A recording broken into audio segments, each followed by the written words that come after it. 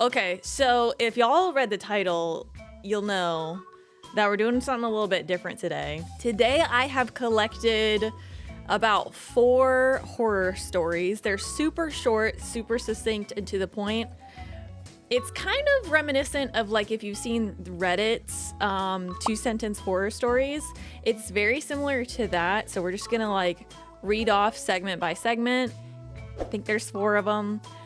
Discuss our thoughts, opinions, and feelings on it, and see if you guys get a little freaked out by them, because I think I'm going to. I miss pre-DVD days, Dark Souls days.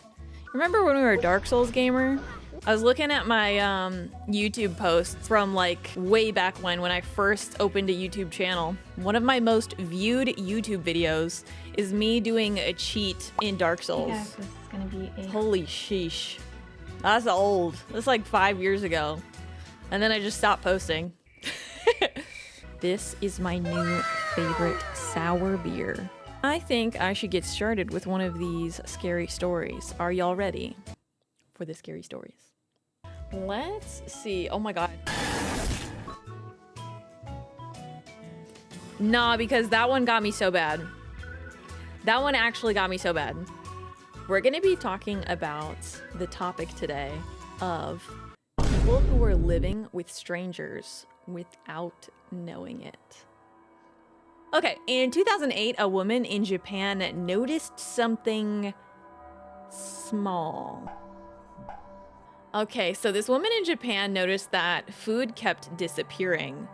Not a lot, but just enough to make you question yourself. Did I eat that? Did I forget? But it kept happening day after day. So she did what most people would not think to do. She set up security cameras inside of her own home. And what she saw was someone else was living there. Oh my god, okay.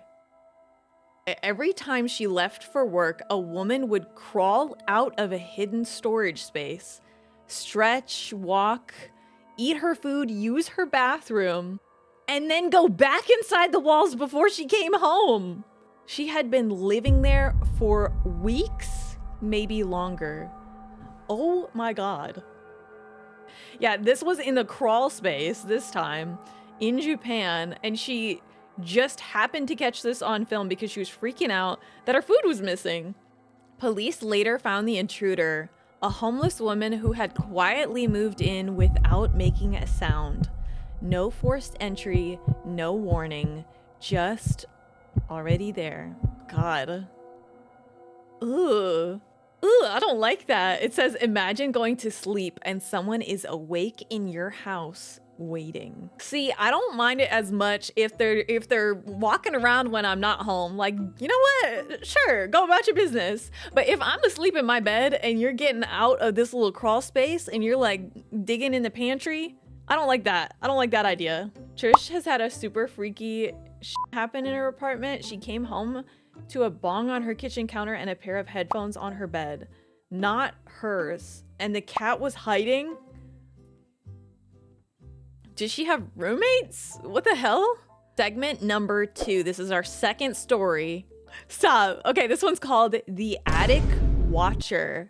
It says, in the 1980s, a family in Massachusetts started noticing things that didn't make sense. Objects moving, strange noises, and then messages.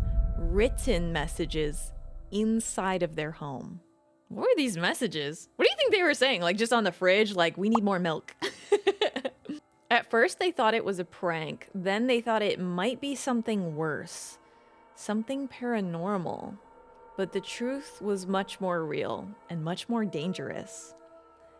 This is the Daniel LaPlante case.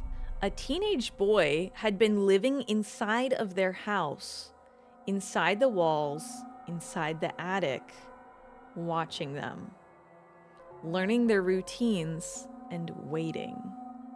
Ooh, I'm getting chills. Ugh. One day they didn't leave and he came out anyway. It wasn't a ghost. It was someone studying them from inside their own home. The third segment, or the third story, is called the Hotel Water.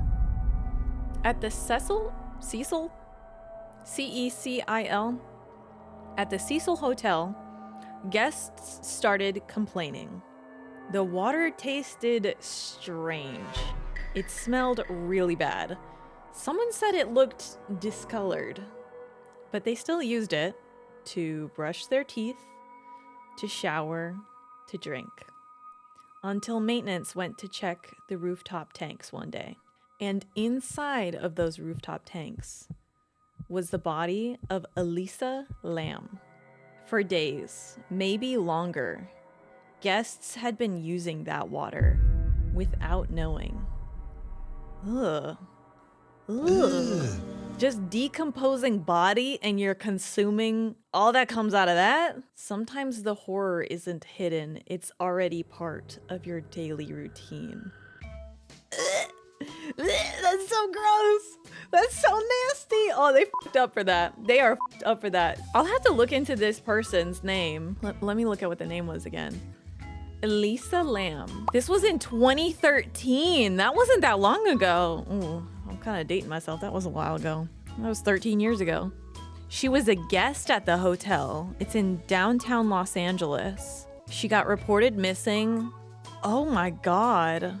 That's awful. There's a film about this that they made. It looks like. I don't know. Creepy. I don't like that one. I don't like that they were brushing their teeth with it. Oh my It's God. icky. There have been lots of happenings at the Hotel Cecil.